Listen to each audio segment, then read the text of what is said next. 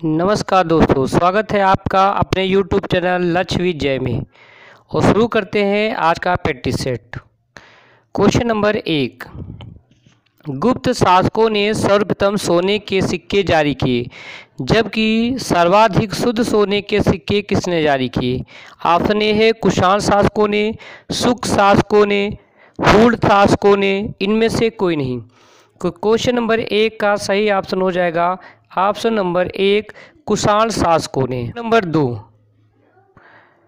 निम्नलिखित में से किसने दिल्ली को सल्तनत की राजधानी बनाया था? ऑप्शन ए है बलबन, इल्तुतमिश, अलाउद्दीन खिलजी, कुतुबुद्दीन ऐबक। तो क्वेश्चन नंबर 2 का सही ऑप्शन हो जाएगा option number B Iltutmish. Question number 3, Bharat ने सहायता संधि का प्रयोग वेलेजली से पूर्व डुबले ने किया था। वेलेजली की सहायक संधि स्वीकार करने वाला प्रथम भारतीय राज्य कौन सा था? ऑप्शन है हैदराबाद, कर्नाटक, ग्वालियर, पंजाब। तो क्वेश्चन नंबर 3 का सही ऑप्शन हो जाएगा ऑप्शन नंबर ए हैदराबाद। क्वेश्चन नंबर 4, गांधी की दांडी यात्रा निम्न में से किसका उदाहरण है? ऑप्शन ए है बहिष्कार, सविनय अवज्ञा, असहयोग और सीधी कार्रवाई। तो क्वेश्चन नंबर 4 का सही ऑप्शन हो जाएगा ऑप्शन नंबर बी सविनय अवज्ञा। वर्ष 1916 में कांग्रेस और मुस्लिम लीग का संयुक्त अधिवेशन कहाँ पर हुआ था? ऑप्शन है सूरत, मद्रास, लखनऊ, दिल्ली। तो सही ऑप्शन हो जाएगा ऑप्शन नंबर सी आपका लखनऊ। उसके बाद 5 क्वेश्चन आपके भारतीय राष्ट्रीय आंदोलन से हैं। क्वेश्चन नंबर 6, भारतीय का पिता किसे कहा जाता है? ऑप्शन है अनंत सिंह, बाल गंगाधर तिलक, भगत सिंह और दादा भाई नौरोजी। तो क्वेश्चन नंबर 6 का सही ऑप्शन हो जाएगा ऑप्शन नंबर बी बाल गंगाधर तिलक। क्वेश्चन नंबर 7, वर्ष 1930 में डैश डैश की गिरफ्तारी के कारण पेशावर की सड़कों पर उग्र प्रदर्शन हुआ। ऑप्शन है अब्दुल गफ्फार खान, अब्दुल कलाम आज़ाद, जाकिर हुसैन, मुजफ्फर अहमद।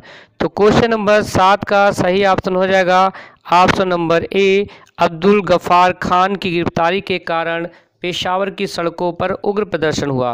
वर्ष 1906 में हुए सोग्राम संगमा के विद्रोह का कारण था।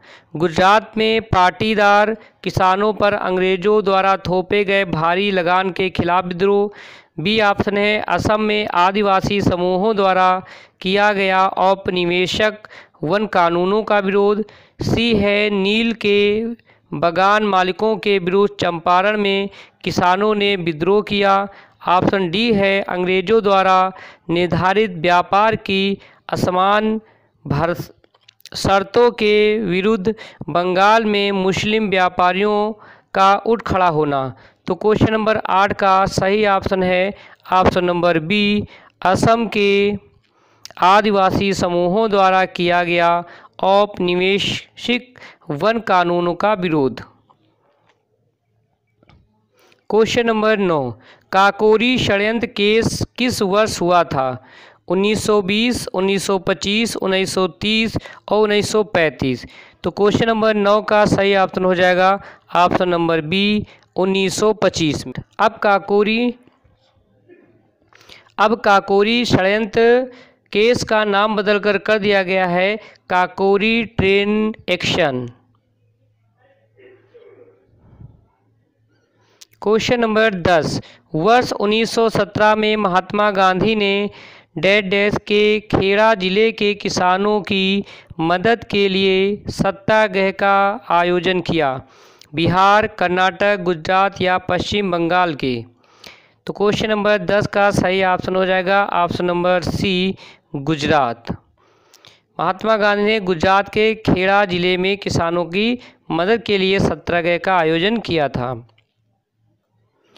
अगले क्वेश्चन है भूगोल से और क्वेश्चन नंबर 11, हमारे सौरमंडल की आकाशगंगा जिसे मंदाकिनी अथवा दुग्ध मेखला भी कहते हैं का आकार कैसा है?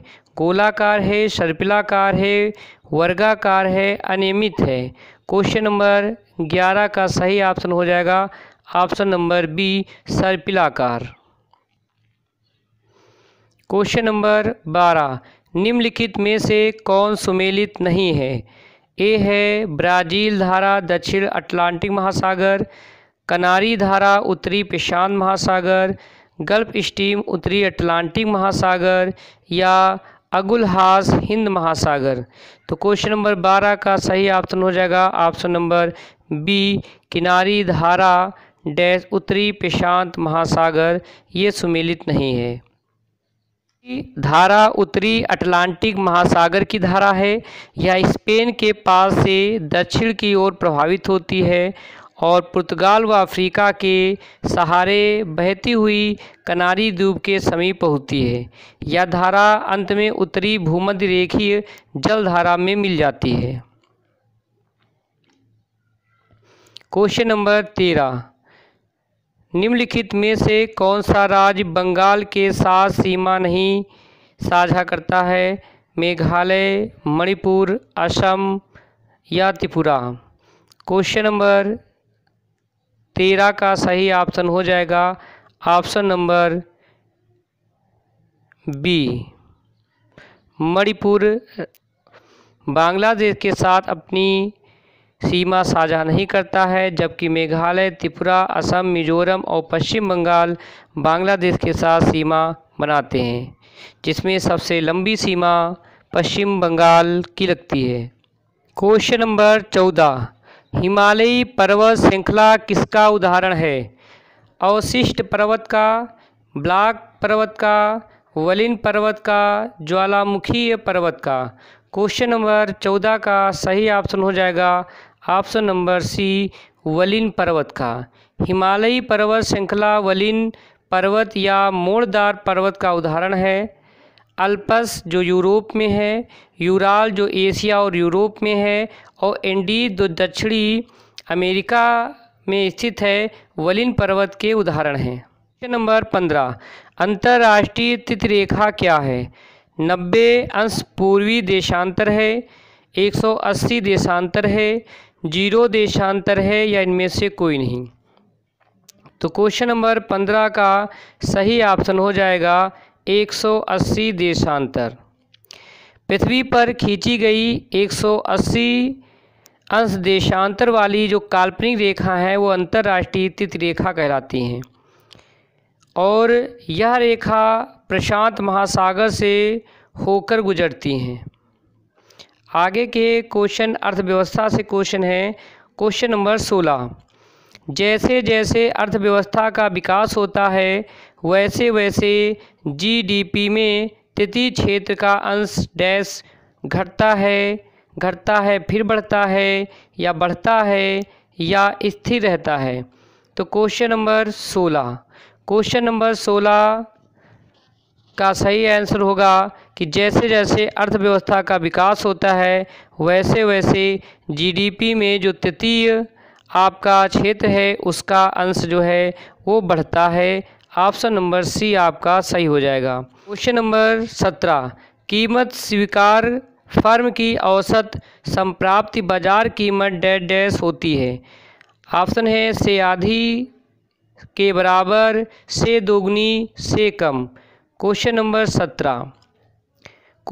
17 का सही ऑप्शन हो जाएगा ऑप्शन नंबर बी, के बराबर। कीमत स्वीकार फर्म की औसत संप्राप्ति बाजार कीमत के बराबर होती है। क्वेश्चन नंबर 18, निम्नलिखित में से कौन लॉरेंज वक्र द्वारा नापा जाता है? ऑप्शन है अशिक्षा, बी है बेरोजगारी, सी है जनसंख्या वृद्धि दर, और डी है आय की विषमता। क्वेश्चन नंबर 18 का सही ऑप्शन हो जाएगा ऑप्शन नंबर डी, आय की विषमता को नापा जाता है लॉरेंज वक्र द्वारा। क्वेश्चन नंबर 19, यदि डैश डैश फर्म की लागत शून्य हो अथवा केवल स्थिर लागत हो तो संतुलन में पूर्ति की मात्रा को उस बिंदु द्वारा दर्शाया जाता है जिस पर औसत संप्राप्ति शून्य होती है। ऑप्शन है पूर्ण प्रतिस्पर्धा, एकाधिकार, अल्पाधिकार, एकाधिकार, प्रतिस्पर्धा। तो क्वेश्चन नंबर 19 का सही ऑप्शन हो जाएगा ऑप्शन नंबर ए, पूर्व प्रतिस्पर्धा। यदि पूर्व प्रतिस्पर्धा फर्म की लागत शून्य हो अथवा केवल स्थिर लागत हो तो संतुलन में पूर्व की मात्रा को उस बिंदु द्वारा दर्शाया जाता है। क्वेश्चन नंबर 20 डेड दिया है, परिवर्ती आगत तथा निर्गत से संबंधित है ऐसी स्थिति में जब अन्य सभी आगतों को स्थिर रखा जाए। ऑप्शन है कुल उत्पादन, कुल औसत उत्पादन, समान मात्रा या दीर्घकाल। क्वेश्चन नंबर 20 का सही ऑप्शन हो जाएगा ऑप्शन नंबर ए, कुल उत्पाद। कुल उत्पाद परिवर्ती आगत तथा निर्गत से संबंधित है। अगले क्वेश्चन है भारतीय संविधान एवं लोक प्रशासन से। क्वेश्चन नंबर 21 है, संविधान की प्रस्तावना में उल्लिखित निम्न शब्दों का सही क्रम क्या है। पहला है समाजवादी, दूसरा है प्रजातांत्रिक, तीसरा है सार्वभौमिक और चौथा है धर्मनिरपेक्ष।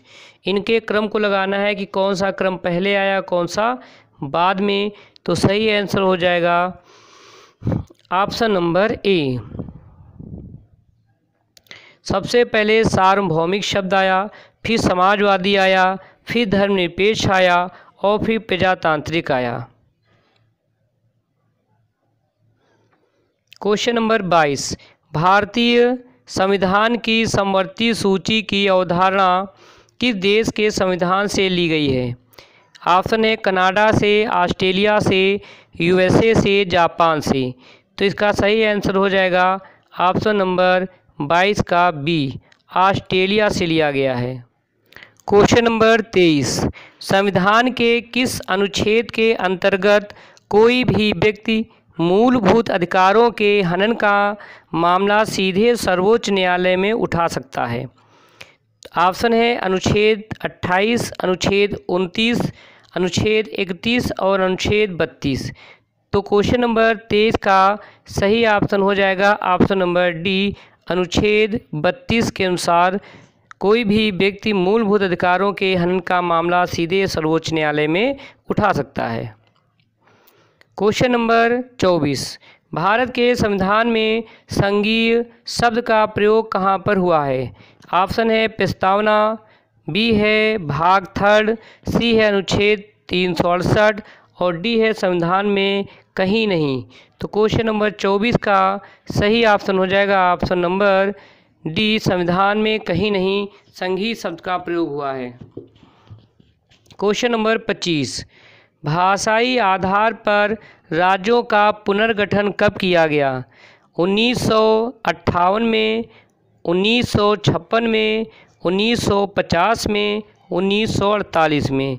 तो क्वेश्चन नंबर 25 का सही ऑप्शन हो जाएगा ऑप्शन नंबर बी, 1956 में किया गया था और इसके आधार पर 14 राज्यों एवं 6 केंद्र शासित प्रदेशों का गठन किया गया था और भाषाई आधार पर बनने वाला पहला राज्य आंध्र प्रदेश था।